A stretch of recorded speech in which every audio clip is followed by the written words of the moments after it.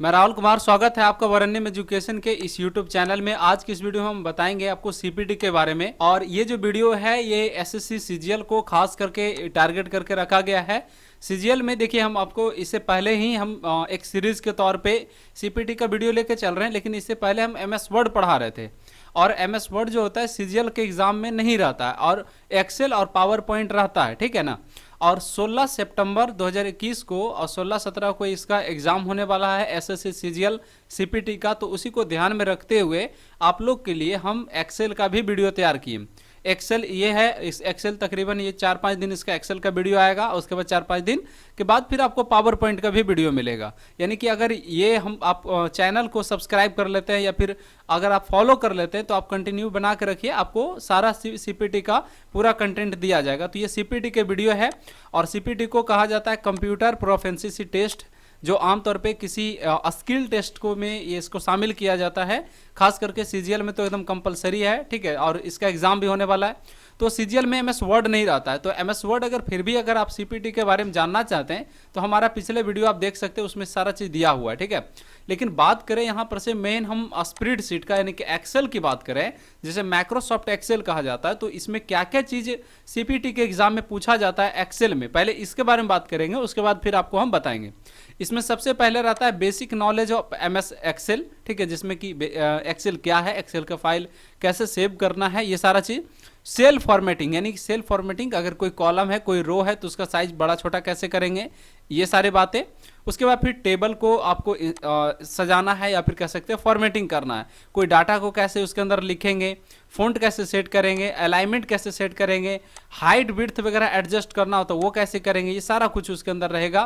फिर स्प्रेडशीट में आप फार्मूला लगाएंगे कैसे, जैसे सम, मैक्सिमम, मिनिमम, एवरेज, सब्ट्रैक्ट, ये सारा चीज़ का। उसके बाद फिर शॉर्ट समझते हैं ना, असेंडिंग या डिसेंडिंग करना। फिर हाईलाइट पार्टिकुलर कोई फील्ड को, जैसे कोई डाटा अलग अलग दिया गया उसमें से कुछ को हाईलाइट करना है तो उसके लिए कोई स्टाइल करना है, फिर ये चार्ट वगैरह क्रिएट करना है। तो इतने सारे चीज़ें समझ गए, और आप आपको दिखाते हैं थोड़ा सा इंस्ट्रक्शन यानी कि एक्सेल का इंस्ट्रक्शन आपको दिखाएंगे कि किस प्रकार से एक्सेल के क्वेश्चन में आपको इंस्ट्रक्शन लिखा हुआ रहेगा। तो जैसा कि आप देख सकते हैं कि इस तरह से एक्सेल का क्वेश्चन रहता है और नीचे इंस्ट्रक्शन लिखा हुआ है। तो आपको क्वेश्चन अगर आपको टाइप करना है तो इस तरह से आपको क्वेश्चन टाइप करना पड़ेगा, जितना भी डाटा है उसको पूरा फुलफिल करना पड़ेगा डाटा को। जब आप डाटा टाइप कर लेंगे, फार्मूला लगा लेंगे, माइनस प्लस या फिर परसेंटेज का जो आपको बोला जाएगा, उसके बाद फिर आपको होता है कि सभी इंस्ट्रक्शन को अप्लाई करना होता है। इंस्ट्रक्शन कैसे अप्लाई करना है इसके बारे में तो हम लोग आगे पढ़ेंगे, लेकिन पहले तो ये समझ लीजिए कि किस तरह का इंस्ट्रक्शन रहता है। जैसे पहला इंस्ट्रक्शन ये लिखा हुआ था, open new workbook of MS Excel, यानी कि एमएस एक्सेल का एक फाइल ओपन कीजिए, उसमें आप अपना डाटा को टाइप कर लीजिए। जो ऊपर में डाटा लिखा हुआ है ये आपको डाटा टाइप करना होगा जिस प्रकार से लिखा हुआ है, यानी कि जो सेंटर में लिखा हुआ उसे सेंटर में, जो आपको राइट में या फिर जो मर्ज करके लिखा हुआ उसे मर्ज करके, जिस तरह से लिखा हुआ है उस प्रकार से आपको टाइप करना होगा। उसके बाद सभी चीज़ें करने के बाद set paper size to A4, orientation to portrait and margin to narrow. इसमें यहाँ पे देख सकते हैं कि मार्जिन क्या दिया है, नैरो, और ओरिएंटेशन क्या दिया हुआ है यहाँ पर से, लैंडस्केप। तो ये एमएस वर्ड में हम लोग पढ़ा चुके हैं कि ये मार्जिन क्या होता है, ओरिएंटेशन क्या होता है, ये सारा चीज़ें। और A4 साइज क्या होता है, जैसे अक्सर आप कोई पेपर को प्रिंट करते हैं तो 90% चांस ये है कि आप A4 ही करते होंगे। उसके बाद फिर बोला है कि चेंज फॉन्ट साइज, यहाँ पर से देख सकते हैं कि change font size of cell to 13, यहाँ पर से कितना बोल रहा है, 13, मतलब आपको 13.5 यहाँ पर से फॉन्ट साइज को क्या करना है, उसका रखना है। अब कौन सा फॉन्ट साइज, तो ये भी जान लीजिए कि ये जो ऊपर में सारा डाटा लिखा हुआ है इसका फॉन्ट साइज लिखना कितना का कह रहा है, 13.5, और उसका जो फॉन्ट रहेगा वो एरियल रहेगा। कौन सा रहेगा, एरियल रहेगा, ठीक है।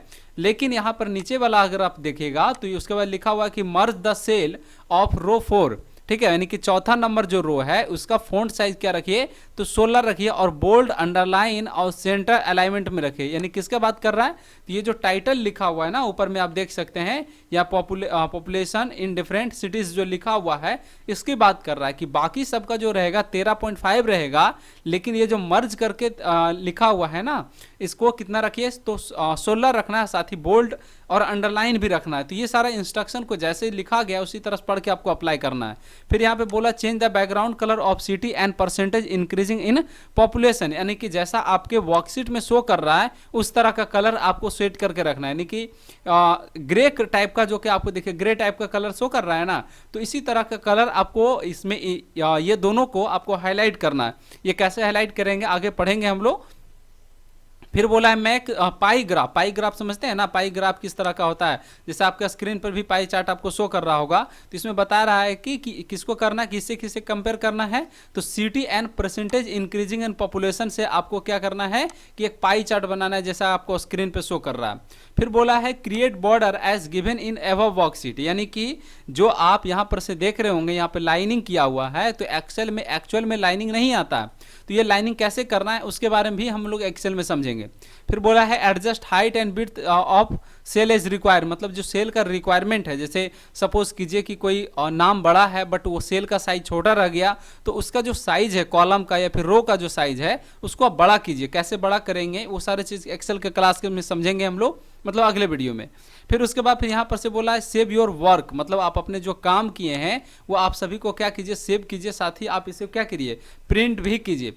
तो अगर ये सारे कंटेंट को आपको रेगुलर पढ़ना है और एसएससी सीजीएल के एग्जाम के लिए या फिर कोई ऐसे एग्जाम जिसमें कि सीपीटी का जरूरत पड़ रही है, जैसे बिहार एसएससी में भी सीपीटी लेने वाला था लेकिन ये आप सीपीटी इसमें नहीं लेगा, लेकिन फिर भी अगर आप पढ़ना चाहते हैं या फिर और भी कोई एग्जाम है, राज्य स्तरीय एग्जाम भी होता है जिसमें वर्ड एक्सेल पावर पॉइंट का टेस्ट लिया जाता है, तो आप ये वीडियो को कंटिन्यू रखिए।